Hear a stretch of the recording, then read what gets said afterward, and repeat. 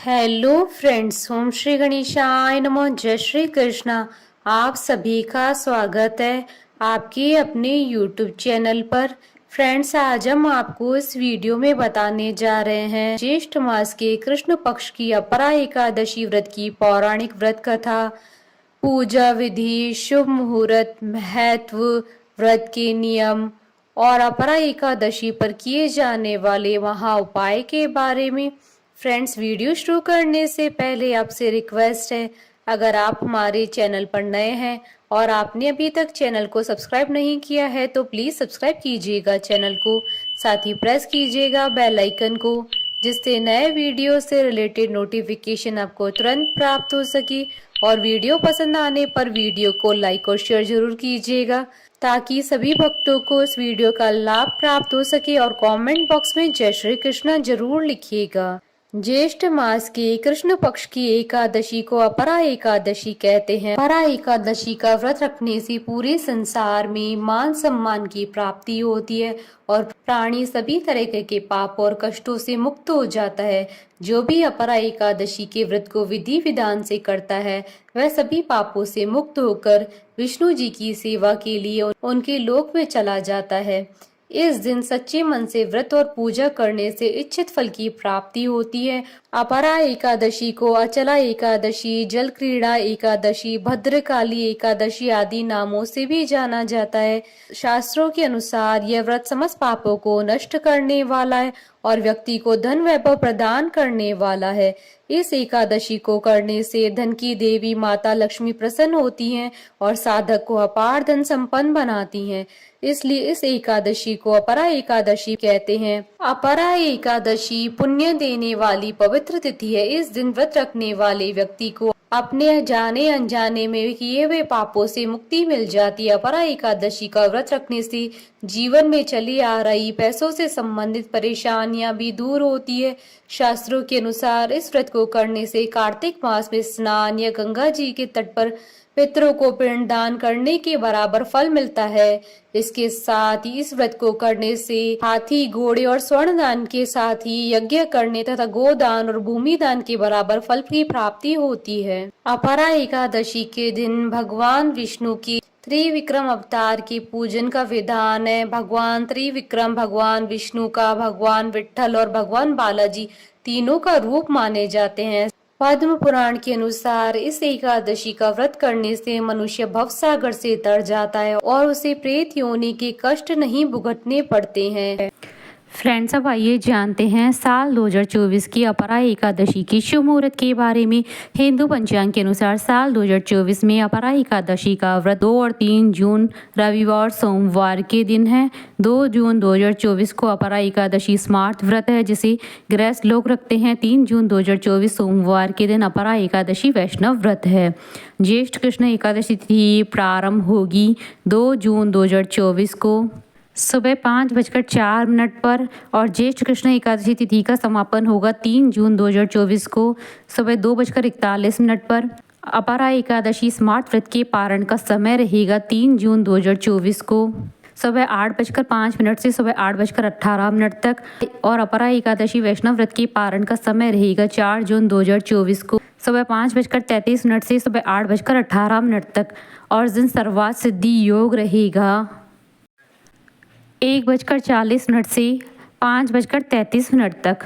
Friends, अब आइए जानते हैं अपरा एकादशी के नियमों के बारे में। अपरा एकादशी के दिन सूर्योदय से पहले उठना चाहिए। घर में लहसुन, प्याज और तामसिक भोजन बिल्कुल भी ना बनाएं। एकादशी की पूजा पाठ करते समय साफ सुथरे कपड़े पहनकर ही पूजा करें। अपरा एकादशी के दिन परिवार में शांति पूर्वक माहौल बनाए रखें। विष्णु पुराण के अनुसार एकादशी के दिन चावल खाना वर्जित होता है। एकादशी के दिन पान खाना और दातून करने की भी मनाही है। फ्रेंड्स, अब आइए जानते हैं अपरा एकादशी पर भगवान विष्णु की आराधना करने की पूजा विधि के बारे में। अपरा एकादशी के दिन ब्रह्म मुहूर्त में उठकर घर की साफ सफाई करें।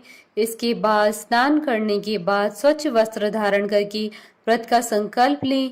अब घर के मंदिर में भगवान विष्णु और बलराम की प्रतिमा या फोटो के सामने दीपक जलाएं। इसके बाद भगवान विष्णु की प्रतिमा को अक्षत, फूल, मौसमी फल, नारियल और मेवे चढ़ाएं। विष्णु जी की पूजा करते वक्त तुलसी के पत्ते अवश्य रखें। इसके बाद धूप दिखाकर श्री हरि विष्णु जी की आरती उतारें। अब सूर्य देव को जल अर्पित करें। एकादशी की कथा सुने या सुनाएं। अपरा एकादशी का व्रत दो प्रकार से किया जाता है, एक निर्जला व्रत और एक फलाहारी व्रत। शाम के समय तुलसी जी के पास गाय के घी का दीपक जलाएं। रात के समय भगवान का भजन कीर्तन करना चाहिए। अगले दिन पारण के समय किसी ब्राह्मण या गरीब व्यक्ति को भोजन करवाएं और दक्षिणा देकर विदा करें। इसके बाद आप अन्न और जल ग्रहण करके व्रत का पारण करें। फ्रेंड्स, अब आइए जानते हैं अपरा एकादशी के दिन किए जाने वाले महाउपाय के बारे में। अपरा एकादशी के दिन स्वच्छ पीले वस्त्र धारण कर भगवान विष्णु को तुलसी और माखन मिश्री का भोग अर्पित करें और एक माला ओम नमो भगवते वासुदेवाय मंत्र का जाप करें। इस उपाय को करने से महामारी से रक्षा होती है। यह उपाय एक रक्षा कवच के रूप में कार्य करता है। अपरा एकादशी के दिन भगवान विष्णु को हर श्रृंगार का इत्र अर्पित करें। इस उपाय को करने से आपकी सभी मनोकामनाएं शीघ्र ही पूर्ण होंगी। फ्रेंड्स, अब आइए आरंभ करें अपरा एकादशी की व्रत कथा। युधिष्ठिर कहने लगे कि हे भगवान, ज्येष्ठ कृष्ण एकादशी का क्या नाम है तथा उसका महात्म क्या है, सो कृपा करके कहिए। भगवान श्री कृष्ण कहने लगे कि हे राजन, यह एकादशी अचला तथा अपरा दो नामों से जानी जाती है। पुराणों के अनुसार ज्येष्ठ कृष्ण पक्ष की एकादशी अपरा एकादशी है, क्योंकि यह अपार धन देने वाली है। जो मनुष्य इस व्रत को करते हैं वह संसार में प्रसिद्ध हो जाते हैं। इस दिन भगवान त्रिविक्रम की पूजा की जाती है। अपरा एकादशी के व्रत के प्रभाव से ब्रह्म हत्या, भूत योनि, दूसरे की निंदा आदि के सब पाप दूर हो जाते। इस व्रत को करने से पर स्त्री गमन, झूठी गवाही देना, झूठ बोलना, झूठे शास्त्र पढ़ना या बनाना, झूठा ज्योतिष्य बनना तथा झूठा वैद्य बनना आदि सब पाप नष्ट हो जाते हैं। जो क्षत्रिय युद्ध से भाग जाएं वह नरकगामी होते हैं, परंतु अपरा एकादशी का व्रत करने से वे भी स्वर्ग को प्राप्त होते हैं। जो शिष्य गुरु से शिक्षा ग्रहण करके फिर उनकी निंदा करते हैं वह अवश्य नरक में पड़ते हैं, मगर अपरा एकादशी का व्रत करने से वह भी इस पाप से मुक्त हो जाते हैं। जो फल तीनों पुष्कर में कार्तिक पूर्णिमा को स्नान करने से या गंगा तट पर पितरों का पिंडदान करने से प्राप्त होता है, वही अपरा एकादशी का व्रत करने से प्राप्त होता है। मकर के सूर्य में प्रयागराज के स्नान से, शिवरात्रि का व्रत करने से, सिंह राशि के बृहस्पति में गोमती नदी के स्नान से, कुंभ में केदारनाथ के दर्शन या बद्रीनाथ के दर्शन, सूर्य ग्रहण में कुरुक्षेत्र के स्नान से, स्वर्ण दान करने से अथवा अर्ध प्रसूता गोदान से जो फल मिलता है वही फल अपरा एकादशी के व्रत से मिलता है। यह व्रत पाप रूपी वृक्ष को काटने के लिए कुल्हाड़ी के समान है। पाप रूपी ईंधन को जलाने के लिए अग्नि, पाप रूपी अंधकार को मिटाने के लिए सूर्य के समान है, मृगों को मारने के लिए सिंह के समान है। अतः मनुष्य को पापों से डरते हुए इस व्रत को अवश्य करना चाहिए। अपरा एकादशी का व्रत तथा भगवान का पूजन करने से मनुष्य सब पापों से छूटकर विष्णु लोक हो जाता है। इसकी प्रचलित कथा के अनुसार प्राचीन काल में महिध्वज नामक एक धर्मात्मा राजा था। उसका छोटा भाई वज्रध्वज बड़ा ही क्रूर, अधर्मी तथा अन्यायी था। वह अपने बड़े भाई से द्वेष रखता था। उस पापी ने एक दिन रात्रि में अपने बड़े भाई की हत्या करके उसकी देह को एक जंगली पीपल के नीचे गाड़ दिया। इस अकाल मृत्यु से राजा प्रेतात्मा के रूप में उसी पीपल पर रहने लगा और अनेक उत्पात करने लगा। एक दिन अचानक धौम्य नामक ऋषि उधर से गुजरे। उन्होंने प्रेत को देखा और तपोबल से उसके अतीत को जान लिया। अपने तपोबल से प्रेत उत्पात का कारण समझा।